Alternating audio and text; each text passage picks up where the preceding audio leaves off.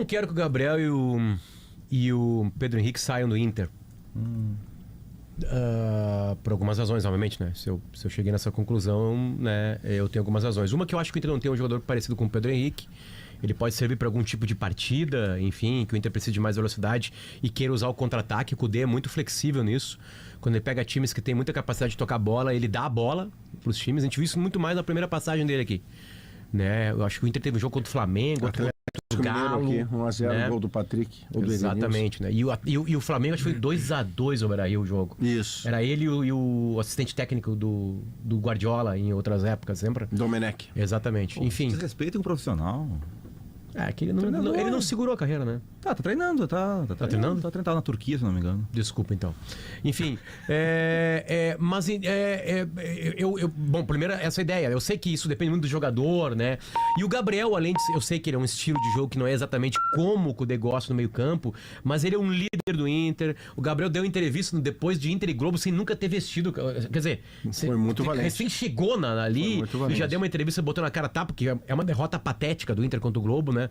Naquela Copa do Brasil. Eu gosto da personalidade dele, eu entendo que os jogadores gostam do Gabriel, mesmo afastado com lesão, ele estava sempre no Beira-Rio, no vestiário. Eu acho que ele é um líder e é um tipo de líder raro, né? Onde ele tem respeito mesmo sem jogar dos outros jogadores, e eu acho que isso é importante no vestiário. No ano passado eu pedi a jogadores vitoriosos, lembra? Eu quero que o Inter contrate meu Deus... Foi pro Fluminense, foi campeão da América agora, tricampeão da América, o Felipe Melo, né? Eu sei que ele é um cara, né?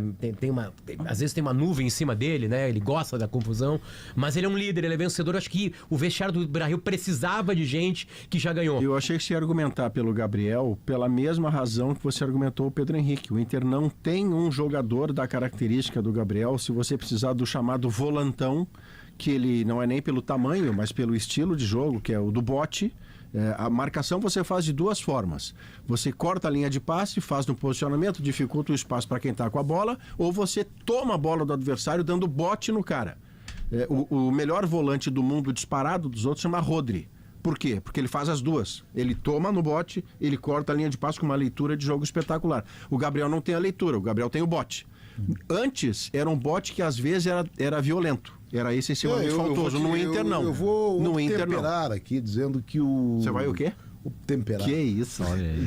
Dizendo que o Gabriel... Sabe, Maurício, não é que a gente, de vez em quando, a gente inconsciente tem algumas coisas que depois tu vai julgar é preconceito. Eu tinha essa visão do Gabriel e ele, no Inter, ele me mostrou que ele tem uma qualidade a mim suficiente. De passe, você diz? De saída de jogo, suficiente para não ser o caracterizado volantão. Eu já vi muitos que a gente aqui no Rio Grande do Sul considera e estão na história do futebol gaúcho como importantes e que tinham bem menos capacidade que o Gabriel. Ele tem um passe curto bom, né? Ele Talvez, passe rápido, isso. não longo, mas curto. Ele não fica um pouco... A questão é que, ó, tanto do Pedro Henrique quanto o Gabriel, a questão vai também que são jogadores com salários altos. E como o Inter quer trazer outros jogadores para essa função, por exemplo, vai chegar o Borré, né? Vai ter Borré, Valência, o Luca tá ganhando oportunidade, tem o Alário, algumas vezes o Alan Patrick, o Maurício não gosta, mas o Alan Patrick joga de atacante, então é só o Alan Patrick mais um. O Pedro Henrique não funcionou como reserva do Wanderson, então o Inter quer trazer um extrema para ser o reserva do Wanderson. Então o Pedro Henrique vai ser a quinta ou sexta opção do ataque, ou a terceira opção extrema. Mas tem um elemento novo aí, né? Que assim, eu falei que eu não quero que o Pedro Henrique saia porque eu acho que o Inter precisa de um jogador como ele em alguns momentos o Inter do quer ano. esse jogador. Né? Agora, se o Inter contratar um outro cara como ele, aí as coisas podem mudar, porque eu até acho que o Pedro Henrique quer sair. É isso. O Pedro Henrique pode ser Gabriel titular também. no Vasco, pode ser titular no Cruzeiro, que agora tá pintando. O Gabriel é a mesma situação. O Inter quer, por exemplo, o Thiago Maia. Não chegar o Thiago Maia, vai tentar outro. Então, eles acabam ficando dessa situação porque pro Inter é melhor que eles saiam, porque tu vai ter como terceira ou quarta opção de uma posição um jogador com salário alto. É essa a questão que pesa. Leonardo Oliveira, vou te dizer uma coisa.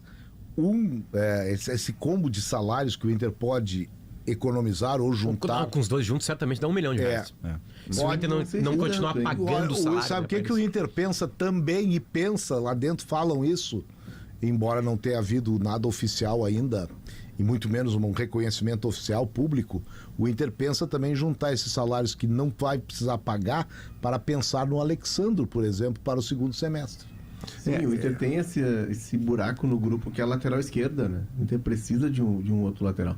A questão toda do Pedro Henrique é que ele não é extrema como o Wanderson. Ele não é jogador de corredor.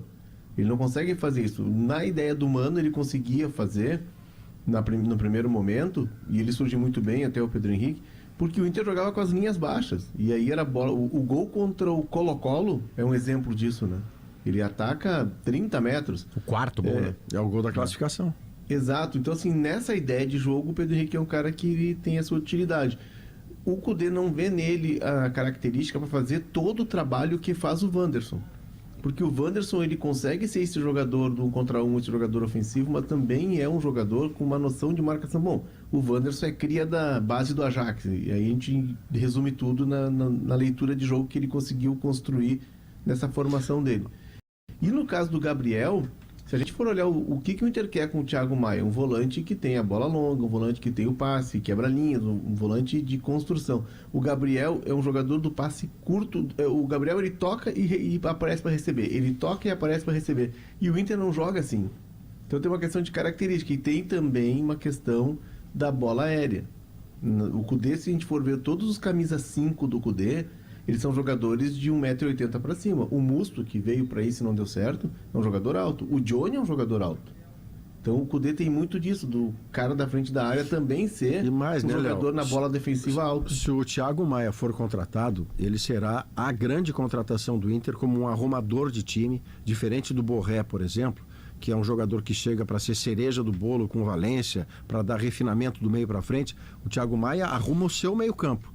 Quando o Cristiano disse há pouco, o Inter está indo no Thiago Maia, se não for o Thiago Maia, vai tentar outro jogador. O outro jogador é muito menos solução do que o Thiago Maia chega pronto aqui para entregar. Porque além da qualidade da marcação e do passe, o Thiago Maia cheira a título. O Thiago Maia é multicampeão. É o cara que na hora grande cresce com a hora grande. Foi assim com o Dorival Júnior. E o Inter está precisando de um jogador assim. Se ele vier, ele passa a ser um arrumador do meio-campo do Internacional.